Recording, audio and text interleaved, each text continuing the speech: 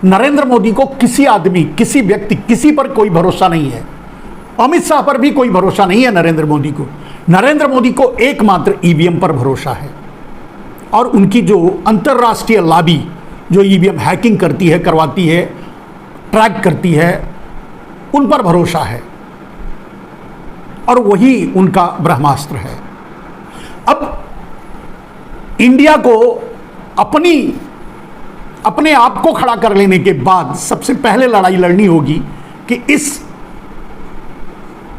नरेंद्र मोदी के हाथ से जो ईवीएम के रूप में ब्रह्मास्त्र है उसे छीनना, खत्म करना, नष्ट करना या किसी भी कीमत पे ईवीएम से चुनाव ना हो, ये इस बारे में काम करना।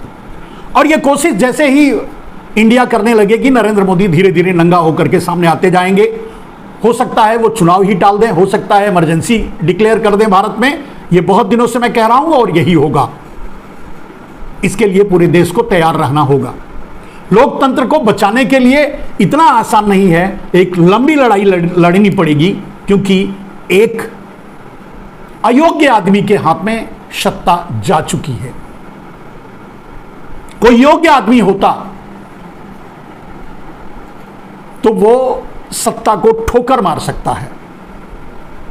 अगर वो काम नहीं कर पा रहा है तो उसे ठुकरा सकता है, उससे हट सकता है। और नरेंद्र मोदी को इस समय यही करना चाहिए, लेकिन वो ऐसे नहीं है। लेकिन जो दूसरी तरफ बदलाव हो रहे हैं, जो संकेत आ रहे हैं और जो समझ में आ रहा है कि नरेंद्र मोदी चुनाव कैंसिल कर देंगे, चुनाव इमरजेंसी लागू कर देंगे, चुनाव नहीं होने देंगे, ईवीएम से चुनाव जीतेंगे, ईवीएम के सहारे, ये सारी बातें अलग हैं। लेकिन सबसे पहले अब एक सवाल खड़ा हो गया है कि क्या नरेंद्र मोदी अगले प्रधानमंत्री कैंडिडेट भारतीय जनता पार्टी के होंगे या नहीं? यह सबसे बड़ा सवाल है और इस सवाल पर डिबेट होनी चाहिए, इस सवाल पर बात होनी चाहिए, क्योंकि अब नहीं लगता कि नरेंद्र मोदी भारतीय जनता पार्टी के कैंडिडेट होंगे।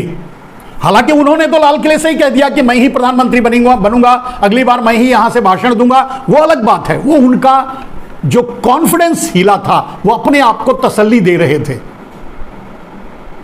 ये बोल करके अपनी हिम्मत बढ़ा रहे थे, अपने आप को हिम्मत दे रहे थे। लेकिन अब बगावत शुरू हो चुकी है। हर गलत आदमी की बगावत जब उसके घर से शुरू होती है तब उसे कहीं जगह नहीं मिलती। नरेंद्र मोदी, मुझे नहीं लगता कि अब वो प्रधानमंत्री के कैंडिडेट भी बन पाएंगे। दूसरे का टिकट काटने को तो छोड़ दो, वो अपना ही टिकट बचा के दिखाएं। और अगर मेरी बात किसी तक पहुंचती है तो मैं योगी आदित्यनाथ से गुजारिश करूंगा, आग्रह करूंगा कि वो भारतीय जनता पार्टी की कमान संभालें, आगे आएं, बोलें।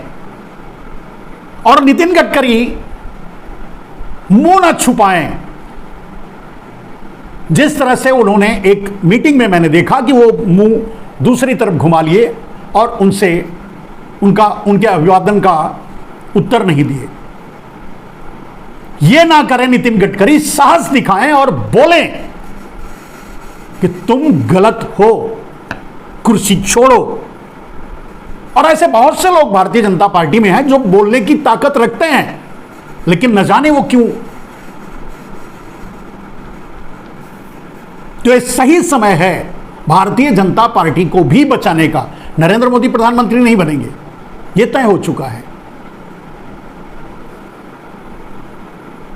लेकिन भारतीय जनता पार्टी बची रहेगी। भारतीय जनता पार्टी कम से कम संसद में विपक्ष में बैठने के लायक रहेगी। उसके लिए योगी आदित्यनाथ को आगे आना चाहिए, भारतीय जनता पार्टी को बचाना चाहिए, क्योंकि भविष्य के नेता तो वही हैं। नितिन गडकरी और दूसरे जो नेता, राजनाथ सिंह से तो कोई उम्मीद नहीं की जा सकती, और दूसरे जो नेता हैं जो थोड़ा बहुत साहस कर पाएं, कर सकें, करें, तो सामने आए और बोलें, जैसे सुब्रमण्यम स्वामी सीधे सीधे बोल रहे हैं। खैर, अब ये आवाज नहीं रुकेगी। तो नरेंद्र मोदी इंडिया को तोड़ने की बात भूल जाएं, इंडिया को रोकने की भी बात भूल जाएं, पहले अपनी कुर्सी बचाएं। और जो उन्होंने लाल किले से बोला है कि मैं ही प्रधानमंत्री बनूंगा, तो पहले अपने आप को प्रधानमंत्री कैंडिडेट भारतीय जनता पार्टी से डिक्लेयर करवाएं या अपनी पार्टी में हो रही बगावत को रोकें। गुजरात में कभी कोई बागी पैदा नहीं हुआ है। बागी का मतलब क्रांतिकारी, जान देने वाला क्रांतिकारी, वो नहीं पैदा हुआ है। तो आज भी कोई गुजरात से मोदी की बगावत करे, ये संभव नहीं है। ये लोगों का मिथक है, ये लोगों की गलत सोच है। अगर कोई बगावत करेगा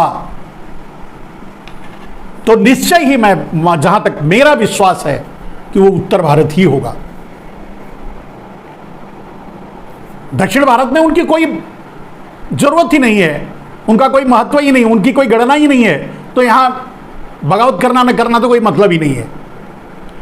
उत्तर भारत, और वो सब कुछ घूम करके केंद्रित होता है योगी आदित्यनाथ पर। अब योगी जी कितना साहस दिखाते हैं, नरेंद्र मोदी को कितना वो समझ चुके हैं, या जो समझते थे जब वो सांसद थे, जिसे हम जानते हैं, उनसे सुन चुके हैं। तो जब वो उस समय जो नरेंद्र मोदी को समझते थे, नरेंद्र मोदी सचमुच वही हैं। अगर योगी आदित्यनाथ जी को याद है तो अपनी सोच को इंप्लीमेंट करें, अपने विचारों को आगे लाएं और भारतीय जनता पार्टी की कमान संभालें। इसके अलावा कोई रास्ता नहीं है भारतीय जनता पार्टी के अस्तित्व को बचाने के लिए। हम ये नहीं चाहते कि कल राहुल गांधी प्रधानमंत्री तो बन जाएंगे और बनेंगे, बन के ही रहेंगे, लेकिन विपक्ष भी मजबूत होना चाहिए, मजबूत रहना चाहिए। और भारतीय जनता पार्टी से अच्छा विपक्ष अब तक कोई साबित नहीं हुआ है। विपक्ष में बैठने का उनको अच्छा अनुभव है, सिलेंडर सर पर लेकर घूमने वाली उनके पास नेत्रियां हैं, प्याज गले में लटका कर नारे लगाने वाले, सड़क पर रैलियां निकालने वाले, बैलगाड़ी पर कार रख करके चलने वाले, प्रदर्शन करने वाले लोग हैं उनके पास, जो सरकार को हमेशा जगाते रहेंगे, बताते रहेंगे, दिखाते रहेंगे।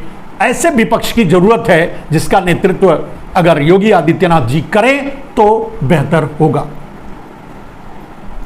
चलिए आगे पीछे ऊपर नीचे सब मिला जुला करके जो भी मैं समझता हूं, ताल ठोक के आप तक पहुंचाता हूं। आज के लिए बस इतना ही। जय हिंद, वंदे मातरम।